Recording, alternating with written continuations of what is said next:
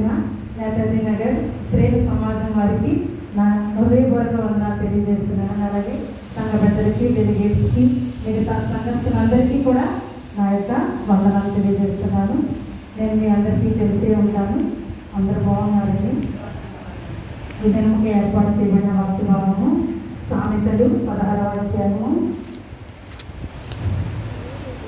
సామెతలు 11వ అధ్యాయము 16వ వచనం మనం ఒకసారి చదువుకున్నట్లయితే, సామెతలు నెనరుగల స్త్రీ ఘనతనందును బలిష్ఠుల ఐశ్వర్యమును చేపట్టుదు. 2024వ సంవత్సరంలో మన స్త్రీల ర్యాలీ వరకు ఏర్పాటు చేయబడిన మూల వాక్యము నెనరుగల స్త్రీ ఘనతనందును బలిష్ఠులు ఐశ్వర్యమును చేపట్టుదురు. మనకి వాక్యము చెప్పుకున్నప్పుడు ఒక అంశాన్ని మనం ఏర్పాటు చేసుకుంటూ ఉంటాం. ఈ సంవత్సరం మనకి ఇచ్చినటువంటి అంశము నెనరుగల స్త్రీ ఘనత నొందును. నెనరు అనగా అర్థము దయ లేక కరుణ అని అర్థము. అలాంటి దయగల స్త్రీ ఘనత పొందును అనే గొప్ప వాక్యాన్ని ఈరోజు దేవుడు మనకి ఈ ర్యాలీ సందర్భంగా తెలియజేస్తూ ఉన్నాడు. రిబ్కా అనగా కట్టుట లేదా ఉంచుతాడు అనే అర్థం వస్తుందండి. ఈమె బెతీయేలు కుమార్తె, విశ్వాసులకు తండ్రి అయినటువంటి అబ్రహాము కుమారుడైన ఇస్సాకును వివాహం చేసుకోవాలని నిర్ణయించినప్పుడు అబ్రహాము తన పెద్దదాసుడైనటువంటి ఎలియాజరుని అక్కడికి పంపించి అన్నాడు. అంటే ప్రార్థనాపరుడైనటువంటి కుటుంబంలోనికి అబ్రహాము ఇస్సాకు, దేవుని అనుగ్రహం ద్వారా అబ్రహాముకి ఇస్సాకు తన యొక్క వయస్సు ఉడిగిన సంవత్సరంలో, అంటే సంవత్సరం అంతా తన యొక్క వయసు అంతా కూడా అయిపోయిన చివరి దశలో దేవుడు అతనికి ఇస్సాకును దయచేసి ఉన్నాడు. అలాంటి విశ్వాస వీరుడు, విధేయుడు, ప్రార్థనాపరుడైనటువంటి ఇస్సాక్కి మరి వివాహం చేయాలని తండ్రిగా అబ్రహాము తలంచినప్పుడు అతను ప్రార్థనా పూర్వకంగానే నా కోడలిని నేను తెచ్చుకోవాలని అనుకున్న విధానాన్ని బట్టి అతను ప్రార్థనా పూర్వకంగా అతనితో పాటు అతను పెద్దదాసుడైనటువంటి ఎలియాజర్ని అతను పంపించిన విధానాన్ని బట్టి నా యొక్క కుటుంబంలోని నేను నా కోడలిని తెచ్చుకోవాలని అతను నివసించినటువంటి గ్రామానికి అతను పంపించాడు. మంచి కోడలి రావాలని అబ్రహాము ప్రార్థించాడు. అలాగే అతని పెద్దదాసునైనటువంటి ఎలియాజరు కూడా ప్రార్థించాడు. అతనితో పాటు అతని ఒంటెని కూడా మొక్కరిల్లి ప్రార్థించే. మనందరికీ తెలుసు అబ్రహాము ఊరండి, ఊరు అని మనం అనుకుంటూ ఉంటాం. కానీ ఆరా నాహా రయీం అనే ప్రాంతంలో అబ్రహాము నివసించాడు. ఆ ప్రాంతం నుంచి అతను దేవుడు పిలువబడినటువంటి కనాను దేశానికి వలస వచ్చి ఉన్నాడు. అంటే ఆ ప్రాంతంలో తన స్వంత జనాంగాన్ని, తన ఆస్తుపాస్తులన్నిటికీ కూడా వదిలివేసి దేవుడు తెచ్చిన స్థలానికి వచ్చాడు. జనములకు, విశ్వాసులకు తండ్రిగా, శారా జనములకు తల్లిగా పిలువబడింది. అలాంటి ఇద్దరికి పుట్టినటువంటి కుమారుడు ఇస్సాకు. ఆయనకి వివాహం చేయాలనుకున్నాడు. అతని సొంత ఊరైనటువంటి నాహోరయీం అనే ప్రాంతానికి తన పెద్దదాసుని పంపించాడు. ఇదంతా నేను ఎందుకు చెప్తున్నానంటే ఎక్కడి నుంచి మూలాలు మొదలయ్యాయి అనేదని మనం తెలుసుకోవాలి. ఆ రోజుల్లో జనాన్ని అభివృద్ధి చేసుకోవడానికి వరుస క్రమము లేదు. ఇప్పుడు మనము వరుసలు చూసుకుంటూ ఉంటాం, కానీ అప్పుడు వరుస క్రమము లేదు. అబ్రహాము, నాహోరు, ఆరాము ముగ్గురు అన్నదమ్ములు. అన్నదమ్ముల్లో అబ్రహాము కుమారుడు ఇస్సాకు, నాహోరు కుమారుడైన బెతూయేలు కుమార్తె రెబెకా. అంటే వరుసలు మనం చూసుకుంటే మనకి వాక్యం ముందుకు వెళ్ళేది కనుక అంత లోతుగా మనం చెప్పుకొని అవసరం లేదు. మనం ప్రజెంట్ చెప్పుకునేది అబ్రహాము విశ్వాసులకు తండ్రి.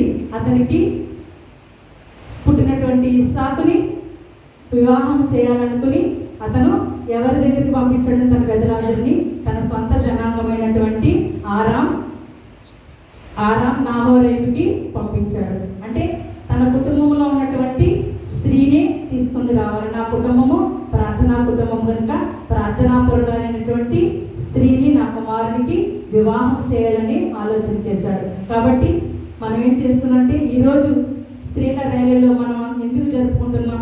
స్త్రీలందరూ కూడా దేవుని అడుగుజాడల్లో నడవాలి.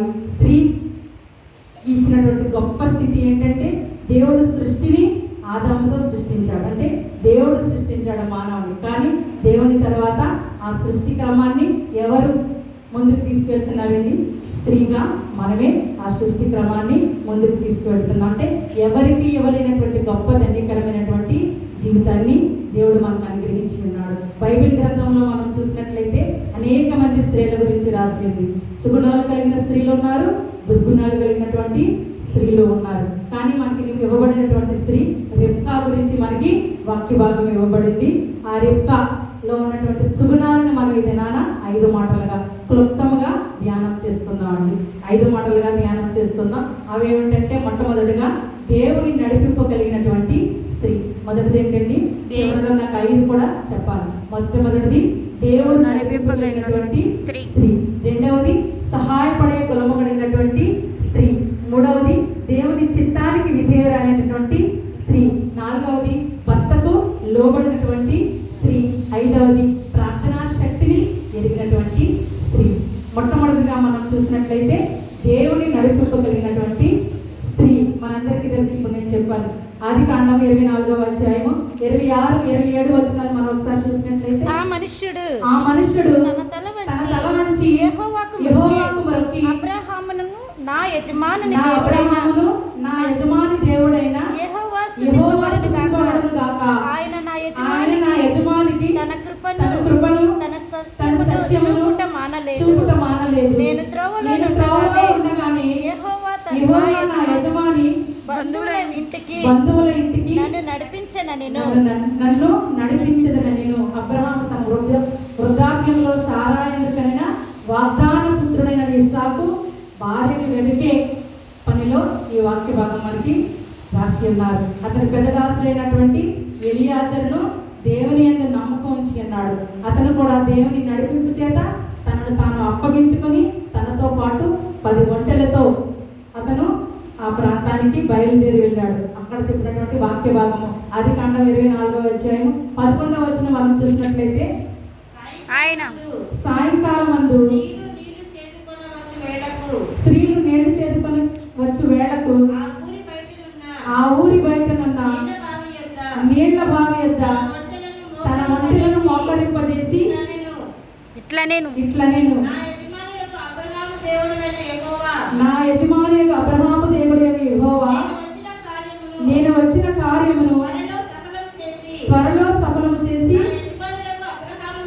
నా యజమానుడగు అబ్రహాము మీద అనుగ్రహం చూపుమని ఒక సూచక క్రియను చేసుకున్నాడు. ఏంటంటే, ఎవరైతే ఇప్పుడు నేను ఈ బావి వద్దకు ఎవరైతే మొట్టమొదటిగా నీళ్లు చేదుకున్నకు వస్తారో వాళ్ళని దాహమిమ్మని అడుగుతాను. నాకు మాత్రమే కాకుండా నా ఒంటెలకు కూడా ఎవరైతే దాహాన్ని తీరుస్తారో ఆమె నా యజమాని కుమారుడికి భార్య అని ఒక నిశ్చయం చేసుకుని అన్నాడు. అతను అలా అనుకున్న వెంటనే ఆ యొక్క స్త్రీ రెబ్కా ఆ ప్రాంతానికి వచ్చినటువంటి వాక్య భాగం మనం చూసినట్లయితే ఆదికాండం 24వ అధ్యాయము 15వ వచనం మనం చూసినట్లయితే, అతను ఆ మాటలు మాట్లాడక చాలిపోక ముందే అబ్రహాము సహోదరుడైన నాహోరు భార్యకు మిల్కా కుమార్తె అయిన బెతూయేలుకు పుట్టిన రిబ్కా కడవ భుజము మీద పెట్టుకుని బావి వద్దకు వచ్చాను. ఆమె మిక్కిలి చక్కనిది. చాలండి. ఆమె మిక్కిలి చక్కనిది. ఆమె బావిలోనికి దిగి నీళ్ల కడవ నింపుకుని పైకెక్కి రాగానే ఎలియాజరు పరిగెత్తుకుని వచ్చి ఎదురుగా వెళ్ళి దాహానికి నీళ్లు ఇవ్వమని అడిగిన వెంటనే రిబ్కా ఎలియాజరుకు నీళ్లు ఇవ్వడంతో పాటు ఎవరికి నీళ్లు ఇచ్చిందండి? 10 ఒంటెలకు నీళ్లు ఇచ్చింది. ఒంటెలు చాలా నీళ్లు తాగుతాయి. కానీ ఆమె ఏమాత్రము బాధపడకుండా, మనం ట్యాప్లో నీళ్లు విప్పుకోవడానికి పట్టుకోవడానికి చాలా కష్టపడుతూ ఉంటాం. మన ట్యాప్ ఏదైనా కొంచెం సన్నగా వస్తేనే ఆ ట్యాప్ను మనం మూసేసి క్లోజ్ చేసి బాగా ధారాళంగా వచ్చే ట్యాప్ దగ్గరికి వెళుతూ ఉంటాం. కానీ ఆమె బావిలో నీళ్లు చేదింది. ఎలియాజరుకు మాత్రమే కాదు, అతనితో వచ్చినటువంటి 10 ఒంటెలకు కూడా నీళ్లు పోసినట్లుగా మనకి వాక్య భాగము సెలవిస్తుంది. ఆ సమయంలో బెతూయేలు కుమార్తె అని అతని వివరాలు తెలుసుకున్నాడు.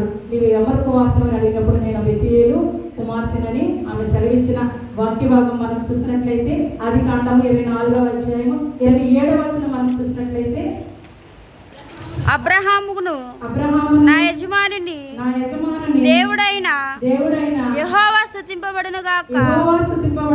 ఆయన నా యజమానునికి తన సత్యమును చూపుటకు మానలేదు. నేను త్రోవలో నుండగాని యెహోవా నా యజమానుని నన్ను నడిపించి వాక్య భాగం అక్కడ నెరవేరినట్లుగా మనకు వాక్యము తెలియజేస్తుంది. ఇక్కడ మనం తెలుసుకోవాల్సింది ఏంటంటే, ఇప్పటి వరకు రెప్కా గురించి అంటున్నారు, ఎలియాజరు గురించి చెప్తున్నారు ఏంటి అనుకోవచ్చు.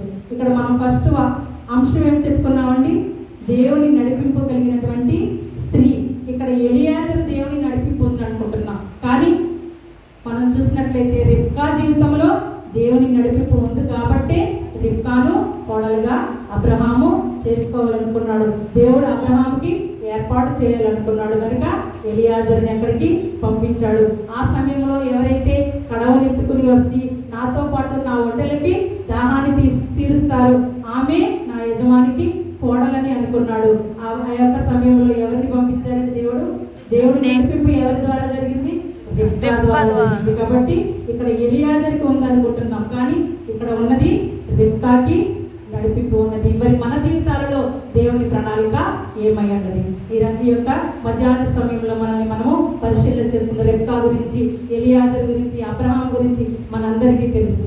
మరి దేవుని నడిపింపు మన జీవితాల్లో ఏ విధముగా ఉంది? మనం అనుకుంటూ ఉంటాం, నేను నా పనుల్లో, నా బాధ్యతల్లో విజయం పొందాలంటే నేను ఎవరిని ఆశ్రయించాలి? ఈలోక నివాసులను ఆశ్రయిస్తే మనకి ఏ లాభం ఉండదండి. పరలోకవాసి అయినటువంటి యేసయ్యను ఆశ్రయించినట్లయితే, ఆయన యందు నమ్మకించినట్లయితే, ఆయన మార్గాన్ని మనం అనుసరించినట్లయితే మన నడిపింపు ఎక్కడికి తీసుకెళ్తుందంటండి? విజయ పదంలోనికి మనల్ని తీసుకుని వెళ్తుంది. మరి ఇక్కడ రిబ్కాను ఎవరు నడిపించిన విధానము? దేవుడు నడిపించాడు. మరి మనకు కూడా ఈ లోకములో మనము శాతాను లోకములో జీవిస్తూ ఉన్నాం. ఏదైనా సమస్య కానీ, ఏదైనా ఇబ్బందులు కానీ, ఎలాంటి ఆరోగ్య సమస్యలు వచ్చినా మనం ఎవరిని వేడుకునేవారిగా ఉండాలి?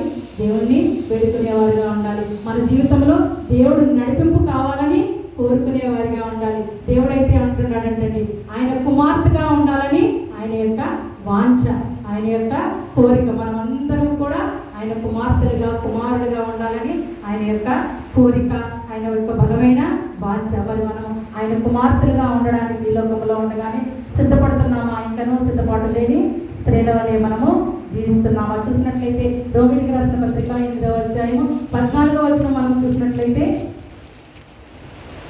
దేవుని ఆత్మ చేత ఎందరు నడిపింపబడుదురో వారందరూ దేవుని కుమారులై ఉందురు.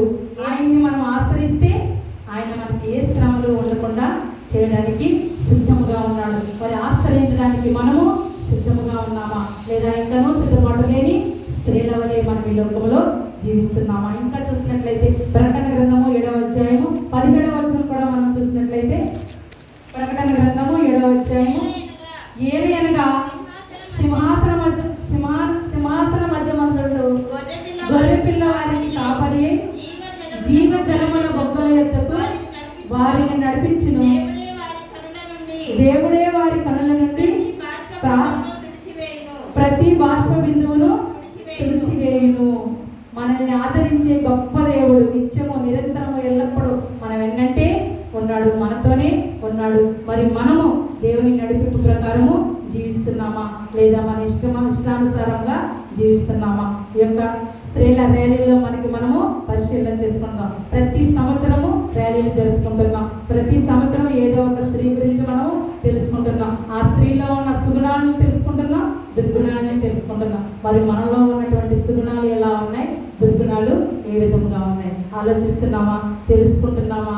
మార్చుకోవడానికి ప్రయత్నిస్తున్నామా? ఒక్కసారి మనల్ని మనము పరిశీలన చేసుకుందామండి. ఇక్కడైతే ఆదరించే దేవుడు మనతో ఉన్నాడు. మన అడుగులు తప్పిపోకుండా ఆయన మన ముందు నడుస్తున్నాడు. మనం ఏం చేయాలంటే ఆయన అనుసరించే వారిగా ఉండాలి. ఇక్కడ రిబ్కా ఆయన్ని అనుసరించింది. దేవుని నడిపింపు ఆమె జీవితంలో ఉంది. ఎవరూ తెలియని స్థితిలో నీవు నా వెంట వస్తావా అన్నప్పుడు అతనితో వెళ్ళడానికి సిద్ధపడి దేవుని నడిపింపుని కలిగిన స్త్రీగా ఉంది. మరి స్త్రీగా, కుమార్తెగా, తల్లిగా ఈ లోకంలో మనం నివసిస్తూ ఉన్నాం. మన నడిపింపు ఏ విధముగా ఉందో ఒక్కసారి మనల్ని మనము పరిశీలన చేసుకుందాం. రెండవదిగా మనం చూసినట్లయితే సహాయపడే గుణము కలిగినటువంటి స్త్రీ. మొట్టమొదటి ఏంటండి?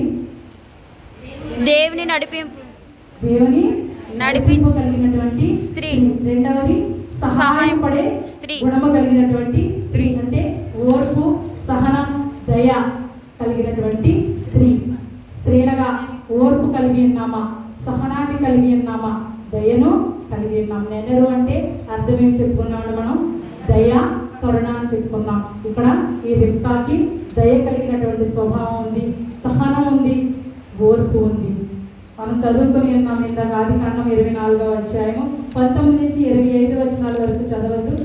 చూసినట్లయితే ఎలియాజరు తన దాహానికి నీళ్ళు ఇవ్వమని మాత్రమే అడిగాడు, కానీ అక్కడ రెబ్కా ఏం చేసిందండి? ఒంటెలకు కూడా నీళ్లు పోసింది.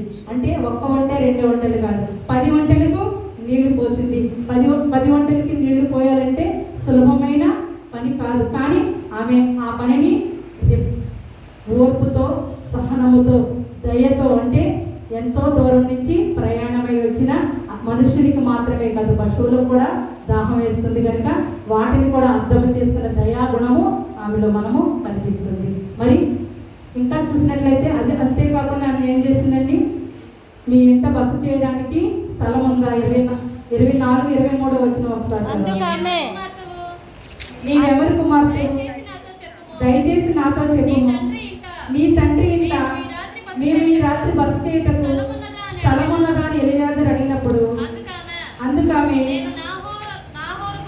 నేను నాహోరుకును మిల్కా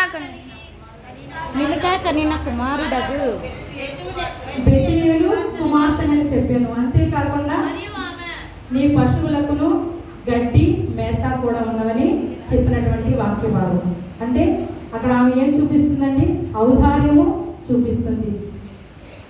బస చేయడానికి కేవలము నేను విశ్రాంతి తీసుకోవడానికి మీ ఇంటి వద్ద కొంచెం స్థలం ఉందని ఆ మనుషుడు అడగగా ఆ మనుషునితో పాటు మీ ఒంటెలకు మేత, గడ్డి కూడా ఉన్నదని ఔదార్యం చూపిస్తుంది. సామెతల గ్రంథము 11వ అధ్యాయం 25వ వచనం మనం చూసినట్లయితే 11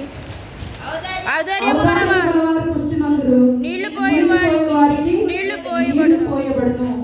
ఆమె ఔదార్యాన్ని కలిగింది, ఓర్పును కలిగింది, సహన గుణాన్ని కలిగింది, దయను కలిగి ఉన్నది. మనుషుల యందే కాదు, పశువుల యందు కూడా దయ చూపించేటువంటి స్త్రీగా ఉందన్నమాట. సామెతల గ్రంథము 19వ అధ్యాయము 22వ వచనం మనం చూసినట్లయితే కృప చూపుట నరులకి పరులకు ప్రియునిగా చేయును. కృప చూపుట నరులకు మనల్ని ప్రియులుగా చేయను. మనము ఇతరుల కృప చూపేవారిగా ఉన్నట్లయితే మనల్ని అందరూ కూడా ఇష్టపడేవారిగా ఉంటాం. ఇతరులకు సహాయపడితే దేవుడు మన ఎడల కృప చూపిస్తాడు. ఇక్కడ రెబ్కా ఎలియాజరుకి అతని వంటలకు సహాయం చేసింది కనుక దేవుడు ఆమె ఎడల కృప చూపించాడు. అవసరంలో ఉన్న వారికి ఆదరించే విషయంలో రెబ్కా మంచి మాదిరికరమైనటువంటి జీవితంని ఇక్కడ జీవించిన విధానాన్ని బట్టి చూపించాడు. రెబ్కా కుటుంబంలో కూడా దేవుని ప్రేమను మనం చూడవచ్చు. చూసినట్లయితే ఆదికాండము 24వ అధ్యాయము 31వ వచనం మనం చూసినట్లయితే లాబాను యెహోవా వలన ఆశీర్వదింపబడిన వాడా లోపలికి రమ్ము, నీవు బయట నిలువనేలా ఇల్లును రెబ్కా ఇంటికి వచ్చినప్పుడు అతని అన్న అయినటువంటి లాబాను ఎలియాజరుని ఎలా ఆహ్వానించాడండి? ఈ రోజుల్లో మనమైతే మన గృహానికి ఎవరైనా వచ్చి ఉన్నారనుకోండి, ఒక్క పూట మాత్రమే మనము ఘనముగా వారిని చూస్తాం. రెండో పూట ఆ ఘనము కొంచెము సన్నగిలుతుంది, మూడవ పూట మొత్తానికి సన్నగిల్లిపోతుంది. కానీ అక్కడ లాబాను ఎలా ఆహ్వానించాడంట?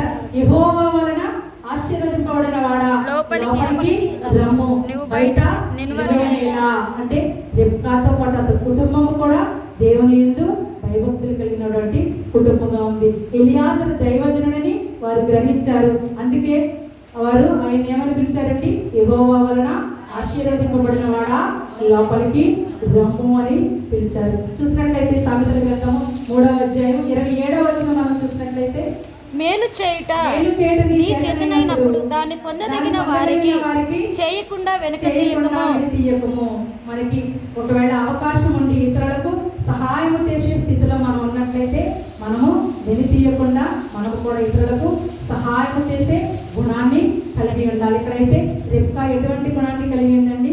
సహాయం చేసే గుణాన్ని కలిగి ఉంది. దాని ద్వారా ఆమె ఓర్పు, సహనము దయ. దయగలిగిన గుణమని బయటకు తెలుస్తుంది. మరి మన గృహాలు ఏ విధంగా ఉన్నాయి? దేవుని పేరిట ఎవరైనా మన గృహానికి వచ్చినప్పుడు మనం వారిని ఆహ్వానించే వారిగా ఉన్నామా లేదా చేతరించుకునే వారిగా ఉన్నామా? ఒకటికి 2 సార్లు దైవ సేవకులు వస్తేనే మనం ఏం చేస్తూ ఉంటామండి? పైకి అనకపోయిన లోపల విసుక్కుంటూ ఉంటాం. అంటే మనం ఎలాంటి స్థితిలో ఈ లోకంలో జీవిస్తున్నాం? ఒక్కసారి మనల్ని మనము పరిశీలన చేసుకుందామండి. దేవుని ప్రజలుగా ఉన్నాం, దేవుని బిడ్డలుగా ఉన్నాం, దేవుని విశ్వాసులుగా ఉన్నాం. మరి మన జీవితాలు ఏ విధముగా ఉన్నాయి? ఇతరులకు సహాయపడే గుణాన్ని కలిగి ఉన్నామా? ఇంకను అటువంటి స్థితిలోనికి రాలేని స్థితిలోనే మనము జీవిస్తున్నామా? ఇక్కడైతే రెబ్కా మాత్రము సహాయపడే గుణాన్ని కలిగి ఉంది. దానితో పాటు ఓర్పు, సహనాన్ని, దయాగుణాన్ని కూడా కలిగి ఉంది. మరి మనము ఈ లోకములో ఎటువంటి స్థితిలో జీవిస్తున్నాం? మూడవదిగా మనం చూసినట్లయితే దేవుని చిత్తానికి విధేయురాలైనటువంటి స్త్రీ. మొట్టమొదటిదండి దేవుని నడిపింపగలిగిన దేవుని నడిపింపగలిగినటువంటి స్త్రీ. రెండవది సహాయం చేయ గుణము కలిగినటువంటి స్త్రీ. మూడవది దేవుని చిత్తానికి విధేయురాలైనటువంటి స్త్రీ. ఆదికాండము 24:58 మనం చూసినట్లయితే రిబ్కాను పిలిచి ఈ మనిషితో నువ్వు వెళ్ళేదవా అని ఆమె అడిగినప్పుడు వెళ్ళేదని వచ్చాడండి. ఎలియాజరు తాను ఏ విధముగా దేవుని చేత నడిపించబడింది, రిబ్కా కుటుంబ సభ్యులతో తన అనుభవాన్ని పంచుకున్నాడు. సూచక క్రియ ద్వారా ఒక సూచక క్రియ చేసుకున్నాడు. ఎవరైతే ఈ బావి వద్దకు మొట్టమొదటిసారిగా వచ్చి నాకు నా ఒంటెలకు ఎవరైతే నీళ్ళు ఇస్తారో ఆమె నా యజమాని కుమారునికి భార్య అని సూచక క్రియ చేస్తున్నాడు. ఆ విధానాన్ని అంతా కూడా వారికి వివరించిన సందర్భం అండి. ఆ సందర్భంలో రెబ్కాను వారి తల్లిదండ్రులు అడుగుతున్నారు, నీవు ఈ మనుషులతో వెళ్ళేదవా అని అడిగినప్పుడు నేను ఆ మనుషులతో వెళ్ళేదను. ఏమని చెప్పిందండి? నేను ఆ మనుషులతో వెళ్ళేదను. I will go that man. నేను ఆ మనుషులతో వెళ్ళేదను. ఇది నాన్న రాకడ సమయం ఆసన్నం అవుతుంది. మరి మనము దేవునితో ఎత్తబడే వారిలో ఉన్నామా అని ఎవరైనా అడిగినప్పుడు నీవు ఆ మనుషులతో వెళ్ళేదవా అని మనల్ని ఎవరైనా అడిగారు అనుకోండి, ఆ మనుషుడు అంటే ఇక్కడ మనము దేవుడిగా అర్థం చేసుకుందాం. మనల్ని కూడా you will go that man అని అడిగారు అనుకోండి, మరి వెళ్ళడానికి ఎస్ ఐ విల్ గో అని చెప్పే స్థితిలో మనం ఉన్నామా లేదా ఇంకనూ చెప్పలేని స్థితిలోనే మనము జీవిస్తున్నామా? ఇక్కడ రెబ్కా ఇస్సాకు ఎవరో తెలీదు, అబ్రహాము ఎవరో తెలీదు, శారా ఎవరో తెలీదు, కానీ అతను పంపినటువంటి మనిషి వచ్చి మా కుమారుని వివాహం చేసుకోవడానికి మాతో వస్తావు అని అడిగినప్పుడు నేను ఆ మనుషులతో వెళ్ళేది గో అని సమాధానం చెప్పింది. మరి యేసయ్య ఎవరో మనకు చిన్ననాటి నుంచి తెలుసు. మన పుట్టినప్పటి నుంచి మన తల్లిదండ్రులు మనకు నేర్పిస్తూనే ఉన్నారు, మన బోధకులు మనకు నేర్పిస్తూనే ఉన్నారు, మనం వింటూనే ఉన్నాము. మరి యేసయ్య మనకు తెలుసు. యేసయ్య రాకడ సమయంలో మనం ఆయనతో వెళ్ళేవారిగా ఉన్నామా, విడవబడేవారిగా ఉన్నామా? ఒకసారి మనల్ని మనము పరిశీలన చేసుకుందాం. ఇక్కడైతే రెబ్కా తను నిర్ణయించిన ప్రదేశంలో తాను ఏ ప్రదేశంలో అయితే ఉండాలని దేవుడు నిర్ణయించాడో ఆ ప్రదేశానికి వెళ్ళడానికి నువ్వు వెళ్ళేదవా అని అడగగానే నేను వెళ్ళేదను అని సమాధానం చెప్పింది. మరి మనము ఎవరైనా నువ్వు దేవుని రాజ్యం వస్తుంది, రాకడ సమయం వచ్చింది, దేవుడితో నువ్వు ఎత్తబడే వారిలో ఉన్నావా అని అడిగినప్పుడు నేను ఉన్నాను అని చెప్పగలిగే స్థితిలో మనం ఉన్నామా? చెప్పలేని స్థితిలోనే ఇంకను మనము జీవిస్తున్నామా? సంవత్సరాలు గడిపోతున్నాయి. యవ్వన కాలం నుంచి మనం దేంట్లోకి వచ్చామండి? గృహస్థ జీవన విధానంలోనికి వచ్చాం. ఇంకా మనం పిల్లలు పెద్దవాళ్ళు అయినప్పుడు మనం వృద్ధాప్యంలోనికి వస్తున్నాం. మరి రాకడ సమయం అంటున్నారు. రాకడ సమయం ఎప్పుడు వస్తుందో తెలియదు. మరి రాకడ సమయంలో నీవు వచ్చేదవా అంటే నేను వచ్చేదను అని చెప్పే స్థితిలో మనం ఉన్నామా? చెప్పలేని స్థితిలోనే మనము ఉన్నామా? ఇక్కడైతే రెబ్కా నీవు ఆ మనిషితో వెళ్ళేదవా అనగానే నేను వెళ్ళేదను అని సమాధానం చెప్పగానే ఆమె కుటుంబ సభ్యులు ఏమని ఆశీర్వదిస్తున్నారు? ఆదికాండము 24:60 చూసినట్లయితే వారు రిబ్కాతో నా సహోదరి నీవు వేల వేలకు తల్లి వగుదువు గాక, నీ సంతతి వారు తమ పగవారి గవని స్వాధీనపరుచుదురు గాక అని ఆమెను దీవించారు. దేవుని చిత్తానికి విధేయురాలై ఆమె ఆ దీవెనను పొందుకుంది. ఈ దినాన నీకు నాకు కూడా అనుభవంలోనికి వచ్చి ఉండాలి. మరి ఇంకనూ అనుభవంలోనికి వచ్చి ఉన్నదా? రాలేకనే ఉన్నదా? మన స్థితి ఏ విధముగా ఉంది? మన జీవితంలో దేవుని నడిపింపు ఉన్నదా? మనము కూడా ఓర్పు, సహనము, దయాగుణాన్ని కలిగి ఉన్నామా? మనము కూడా దేవుని చిత్తానికి లోబడి విధేయుల వలె ఈ లోకంలో జీవిస్తున్నామా? జీవించలేని స్థితిలోనే మనము మన జీవన యాత్రను కొనసాగిస్తున్నామా? నాలుగవదిగా మనం చూసినట్లయితే భర్తకు లోబడినటువంటి స్త్రీ. మొట్టమొదటి దేవుణ్ణి నడిపింపు కలిగిన స్త్రీ. రెండవది సహాయ గుణము కలిగినటువంటి స్త్రీ. నేను ఏం చెప్పాను అనేది మీకు ఎవరికి అర్థం అవ్వకపోయినా ఈ 5 మాటలు అయినా అర్థమైతే బాగుంటుంది. మొట్టమొదటి దేవుని నడిపింపగలిగిన స్త్రీ, సహాయపడే గుణము కలిగిన స్త్రీ, దేవుని చిత్తానికి విధేయురాలైనటువంటి స్త్రీ. నాలుగవది భర్తకు లోబడినటువంటి స్త్రీ. ఆదికాండం 24వ అధ్యాయము 65వ వచనం మనం చూసినట్లయితే మనలను ఎదుర్కొనుటకు పొలములో నడుచుచున్న ఆ మనుషుడు ఎవరని దాసుని అడగగా అతడు ఇతడు నా యజమానుడని చెప్పాను కనుక ఆమె ముసుగు వేసుకొనెను. ఇస్సాకు భారీగా జీవించడానికి రిబ్కా హారానును వదిలి కనానుకు బయలుదేరింది. అప్పుడు ఇస్సాకు ఎక్కడున్నాడండి? బెయిర్ లహోరి అనే ప్రాంతంలో ఉన్నాడు. ఆ ప్రాంతంలోనే ఆగరు చూచుచున్న దేవుణ్ణి చూసినట్లు మనకి వాక్య భాగాలు రాసి ఉన్నాయి. అదే ప్రదేశంలో ఇస్సాకు కూడా దేవుని చిత్తము కొరకు ప్రభు సన్నిధిలో కనిపెడుతూ ఉన్నాడు. దేవుడు ఎంత గొప్ప నిరీక్షణ అతనికి దయచేస్తున్నాడు. పెళ్లి కుమారుడిగా ఉన్న అతను నా యొక్క జీవితంలో ప్రభు చిత్తం ఏమై ఉన్నదో, నాకు ప్రభు నడిపింపు ఏమేమి ఉన్నదో, నా యొక్క జీవితంలో ఎటువంటి స్త్రీని దేవుడు దయచేస్తూ ఉన్నాడు అని ఆ యొక్క ప్రాంతంలో ఉండి వేచి చూసినట్లుగా మనకి వాక్య భాగాలు సెలవిస్తున్నాయి. చూసినట్లయితే సామెతల గ్రంథము 19వ అధ్యాయం 14వ వచనాన్ని మనం చూసినట్లయితే 19:14 సుబుద్ధి గల భార్య దానము. అలాగే మనందరికీ తెలుసు గుణవతమైన భార్య దొరుకుట అరుదు, అట్టిది ముత్యము కంటే అమూల్యమైనది. ఈ వాక్య భాగాన్ని దేవుని నమ్మిన తనకు చూపే వ్యక్తి సరైన భాగస్వామి అని ఇస్సాకు నమ్మాడు కనుక అతని పొలములో దేవునితో కాలం గడుపుతూ ఉన్నాడు. ఆ సమయంలో మనం ఎంత చదువుకుని ఉన్నాం. 65వ వచనం మనల్ని ఎదుర్కొనుటకు పొలములో నడుచుచున్న ఆ మనుష్యుడు ఎవరిని దాసుని అడగగా ఇతడు నా యజమానుడు చెప్పిన కనుక ఆమె ముసుగు వేసుకొనెను. అతని పొలంలో ఉన్న సందర్భంలో ఎలియాజరుతో రాబడినటువంటి రిబ్కా ఆ పొలంలో ఉన్న వ్యక్తిని చూచి అతను ఎవరిని అడిగినప్పుడు అతను నా యజమానుడని చెప్పిన వెంటనే ఆమె ఏం చేసిందండి? ముసుగు వేసుకొనెను. అంటే ఆమెకు తెలియకనే తన భర్తకు లోబడింది. దేవుని యందు విధేయత కలిగిన బిడ్డగా తన భర్తకు లోబడి తన భర్తకు గౌరవించినట్లుగా మనకి ఇక్కడ దేవుని వాక్య భాగాలు సెలవిస్తున్నాయి. మరి మనకు కూడా జీవగ్రంథంలో వాక్యం ఉంది. ఏబిసి పత్రిక 5వ అధ్యాయము 22వ వచనం మనం చూసినట్లయితే స్త్రీలారా ప్రభువు వలె మీ సొంత పురుషులకు లోబడి ఉండడి, సంఘములకు శిరస్సై ఉండులాగున పురుషుడు భార్యకు శిరస్సై ఉన్నాడు. స్త్రీలారా ఎవరిని సంబోధిస్తున్నాడండి? మనల్ని స్త్రీలారా ప్రభువు వలె మీ సొంత పురుషులకు లోబడి ఉండడి, క్రీస్తు సంఘములకు శిరస్సై ఉన్నలాగున మీరు భార్యకు శిరస్సై ఉన్నాడు. రిబ్కా దేవునికి విధేయురాలే, దేవునికి లోబడి తన భర్తను గౌరవిస్తుంది. ముసుగు వేసుకోవడం ద్వారా ఆమె చెప్పకనే చెప్పిన నేను నీకు లోబడి ఉన్నానని. మరి మనము దేవునికి లోబడుతున్నామా? మన కుటుంబ యజమానికి లోబడుతున్నామా? మరి మనము ఎలాంటి స్థితిలో ఈ లోకంలో జీవిస్తున్నాం? అంటే రిబ్కా గురించి వింటున్నాము. మరి రిబ్కా జీవితాన్ని బట్టి మనల్ని మనం ఏ విధంగా సరి చేసుకుంటున్నాం?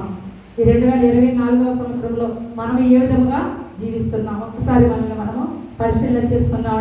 చివరిదిగా 5వదిగా మనం చూసినట్లయితే ప్రార్థనా శక్తిని ఎరిగినటువంటి స్త్రీ. రిబ్కా విగ్రహారాధికుల కుటుంబంలో జన్మించినప్పటికీ ఆమె యొక్క ప్రవర్తనను మెచ్చి దేవుడు ఆమెను తన కోడలుగా ఎన్నుకుని ఉన్నాడు. అంటే అబ్రహాము కుటుంబము ప్రార్థనా కుటుంబము, ప్రార్థన నడిపింపుతో ఉన్న కుటుంబము. ఆ యొక్క కుటుంబానికి రిబ్కాను కోడలుగా ఎంచుకుని ఉన్నాడు. అలాంటి కుటుంబంలోకి వచ్చిన రిబ్కా అనేక సంవత్సరాలు గొడ్రాలుగా జీవించింది. కానీ దేవుని యందు నమ్మిక ఎంచింది, ప్రార్థన యందు నమ్మిక ఎంచింది. ఇస్సాకు తన భార్య కొరకు దేవుని యందు మొర్ర పెట్టగా ఆమె గర్భాన్ని దాల్చినటువంటి విధానం మనం చూసినట్లయితే కీర్తనలు 127వ అధ్యాయం 3వ వచనం మనం చూసినట్లయితే కుమారుడు యెహోవా అనుగ్రహించు స్వాస్థ్యము గర్భఫలము యెహోవా ఇచ్చు బహుమానము. ప్రార్థన ద్వారా ఇస్సాకు రెబ్కాలు ఈ స్వాస్యాన్ని సంపాదించుకున్నారు. మరి మనము స్త్రీలుగా, తల్లిగా, మన కుటుంబంలో అనేక సమస్యలు ఉన్నప్పుడు మనము ప్రార్థనతో ఆ సమస్యలను పరిష్కరించుకునే వారిగా ఉన్నామా, లేదా ఇతరులను, ఈ లోక వాసులను ఆశ్రయించే వారిగా ఉన్నామా? ఇక్కడ రెబ్కా అయితే తన జీవితంలో వచ్చినటువంటి సమస్యను ప్రార్థన ద్వారా ఆ స్వాస్యాన్ని పొందుకున్నట్లుగా మనకి వాక్య భాగాలు సెలవిస్తున్నాయి. మరి ఈ సమయాన్ని మనకి దేవుడు ఇంత గొప్ప సమయాన్ని ఇచ్చాడు, ఇంత గొప్ప జీవితాన్ని ఇచ్చాడు, ఇంత గొప్ప స్థితిని ఇచ్చాడు. ఈ దినాన్ని ఇక్కడ మనం కూర్చుని ఉన్నామంటే అది మన యొక్క గొప్పతనం కాదు, దేవుని యొక్క గొప్పతనం. ఈ దినాన్ని చూడలేని ఎంతో మంది బిడ్డలు కాలగర్భంలో కలిసిపోయి ఉన్నారు. కానీ ఆయన ఉచితమైన కృప చేత, ఆయన ఉచితమైన ప్రేమ చేత 2024లో ఈ ర్యాలీలో మనము కూర్చుని ఉన్నామంటే మరి ఇంత గొప్ప సమయాన్ని ఇచ్చిన దేవుని మనము గుర్తించే వారిగా ఉన్నామా? ఆయన నామాన్ని ఘనపరుచుకునే వారిగా ఉన్నామా? మన సమస్యలను ప్రార్థనాపూర్వకంగా రూపుమార్చుకునే వారిగా ఉన్నామా, లేదా ఇంకనూ ఈ లోక వాసులను మనము ఆశ్రయించే వారిగా ఉన్నామా? ఇక్కడైతే మనకు అందరికీ తెలుసు, లూకా సువార్త 18వ అధ్యాయం చదవద్దండి. 1వ వచనం మనం చూసినట్లయితే వారు విసుకక నిత్యము ప్రార్థన చేయుదురు. మరి అలాగే విసుకకుండా నిత్యము గోజాడి ప్రార్థించి ఆమె గర్భఫలాన్ని పొందుకున్న భార్యాభర్తలు ఇద్దరు, ఇస్సాకు రెబ్కా ఇద్దరు కూడా ప్రార్థనా పూర్వకంగా మరి వారి యొక్క స్వాస్యాన్ని బహుమతిగా పొందుకున్నారు. చూసినట్లయితే ఆదికాండం 25వ అధ్యాయం 23వ వచనం మనం చూసినట్లయితే రెండు జనములు నీ గర్భములో కలవు, రెండు జనపదములు నీ కడుపులో నుండి వచ్చును. ఒక జనపదము కంటే ఇంకొక జనపదము బలిష్టమై ఉండును, పెద్దవాడు చిన్నవానికి దాసుడగును. కుటుంబంలో రెబ్కా, ఇస్సాకు ఇద్దరు ప్రార్థనాపరులుగా, ప్రార్థన ద్వారా సాధించలేనిది ఏదీ లేదు అని తెలుసుకున్నటువంటి, ప్రార్థనా శక్తిని ఎరిగినటువంటి స్త్రీగా ఉంది కనుక తన ప్రార్థనా శక్తితో తన గర్భఫలాన్ని ఆమె పొందుకునేది. మరి దేవుని దృష్టికి రెబ్కా రీతిమంతురాలుగా ఎంచబడింది. మరి ఈ దినాన మనం అటువంటి స్థితిలో ఉన్నామా, లేదా ఇంకనూ అటువంటి స్థితిలోనికి రాలేని స్థితిలోనే జీవిస్తున్నామా? ఒక్కసారి మనము పరిశీలన చేసుకుందామండి. ఇక్కడ రెబ్కాకు కలిగిన సుగుణాలు, ఆమె దేవుని నడిపింపులో ఉంది, ఇతరులకు సహాయం చేసే గుణాన్ని కలిగి ఉంది, మరి దేవుని చిత్తానికి లోబడి విధేయురాలే ఉంది, భర్తకు లోబడిన స్త్రీగా ఉంది, ప్రార్థనా శక్తిని గుర్తెరిగిన స్త్రీగా ఉంది. మనం మొట్టమొదటి చదువుకుని ఉన్న సామెతలు 11:16 జ్ఞానము గల స్త్రీ ఘనత నందును, బలిష్ఠులు ఐశ్వర్యం నందును. మరి ఆమె దేవుని అనుకరించింది కనుక, దేవుని చిత్తానికి విధేయురాలైంది కనుక, భర్తకు లోబడింది, ప్రార్థనా శక్తిని కలిగినది కనుక నెలరుగల స్త్రీగా ఘనత పొంది మరి జీవ గ్రంథంలో తన పేరు లిఖించబడింది. మరి పరిశుద్ధ రాజ్యంలో, మరి పరలోక రాజ్యంలో మనము కూడా వారసులం అవ్వాలంటే మనం కూడా దేవుని యందు భయభక్తులు కలిగిన స్త్రీగా ఉండాలి. చూసినట్లయితే సామెతలు 31వ అధ్యాయము 26 నుంచి 28 వచనాల వరకు మనం చూసినట్లయితే, జ్ఞానము కలిగి తన నోరు తెరుచును, కృపగల ఉపదేశము ఆమె బోధించును, ఆమె తన ఇంటి వారి నడతలను బాగుగా కనిపెట్టును, పని చేయకుండా ఆమె భోజనము చేయదు, ఆమె కుమారుడు లేచి ఆమెను ధన్యురాలందరూ. జ్ఞానము కలిగి తన నోరు తెరుచును, కృపగల ఉపదేశము ఆమె బోధించును, ఆమె తన ఇంటి వారి నడతలను బాగుగా కనిపెట్టును, పని చేయకుండా ఆమె భోజనము చేయదు, ఆమె కుమారుడు ఆమెను ధన్యురాలందరూ. మరి మనము అలాంటి ధన్యకరమైన జీవితాన్ని పొందుకోవాలంటే మనం ఏం చేయాలని? జ్ఞానము కలిగిన స్త్రీల వలె మనం ఉండాలి. ప్రతి వారము కూడా మనకి స్త్రీల సమాజ కూడికలు జరుగుతూ ఉంటాయి. పురుషులకు జరగవు కానీ స్త్రీలకు జరుగుతూ ఉంటాయి. ఎందుకంటే స్త్రీ అవలుగా ఉంటుంది, స్త్రీ శక్తినిరాలుగా ఉంటుంది. ఆనాడు అవ్వమ్మ ఎలా అయితే శాతాలలో పడిపోయిందో, ఈనాడు నా బిడ్డలు ఎవరు కూడా అలాంటి శాతాన శోధనలో చిక్కుకోకూడదని జ్ఞానాన్ని మరి మనకి ఇవ్వడానికి దేవుడు మనకి ఇచ్చినటువంటి గొప్ప సమయం. మరి అలాంటి జ్ఞానము కలిగిన స్త్రీలుగా మనము ఈ లోకంలో దేనికోసం ప్రయాసపడుతున్నామండి? చూసినట్లయితే సామెతలు 31:30 వచనం మనం చూసినట్లయితే, అందము మోసకరము, సౌందర్యము వ్యర్థము, యెహోవాయందు భయభక్తులు కలిగిన స్త్రీ కొనియాడబడును. మరి ఇక్కడ రెండు మాటలు ఉన్నాయి, అందము మోసకరము, సౌందర్యము వ్యర్థము. మనం మొదటి కోవకు చెందిన వారిగా ఉన్నామా, రెండవ కోవకి చెందిన వారిగా ఉన్నామా? ఎవరికి వారే పరిశీలన చేసుకున్నాం. తీర్పు తీర్చే అధికారము, విమర్శించే అధికారం మనకి లేదు కనుక చివరిగా రెండు మాటలు ఉన్నాయండి, అందాన్ని సౌందర్యాన్ని వెంపర్లాడే స్థితిలో మనం ఉన్నామా, దేవుని రాజ్యానికి వారసులయ్యే స్థితిలో మనం ఉన్నామా? ఒక్కసారి మనల్ని మనము పరిశీలన చేసుకుని ఈ యొక్క కూడికలో మనం 7 మాటల్ని ధ్యానం చేసుకుందాం. 7 మాటల్ని మనము అలవర్చుకుందాం. దైవ నడిపింపుని కోరుకుందాం. మొట్టమొదటి ఏంటండి? దైవ నడిపింపుని కోరుకుందాం. అవస్థలో ఉన్న వారికి సహాయం చేసేవారిగా ఉన్నాం. దైవ చిత్తానికి లోబడదాం. భర్తను గౌరవించి సంతోషపరిచే వారిగా ఉందాం. ప్రార్థన ద్వారా మన అవసరాలని తీర్చుకుందాం. మన జీవితాన్ని దేవుని చేతికి అప్పగించి మనలో ఉన్నటువంటి బలహీనతలను బలాన్ని తెలుసుకుని ముందుకు వెళ్ళేవారిగా ఉండాలని కోరుకుంటూ మిమ్మల్ని మీ కుటుంబాన్ని దేవుడు దీవించును గాక. ఆమె నాకు ఈ అవకాశం ఇచ్చిన స్థానిక సంఘ కాపరి గారికి, అమ్మగారికి నేను వందనాలు తెలియజేస్తాను.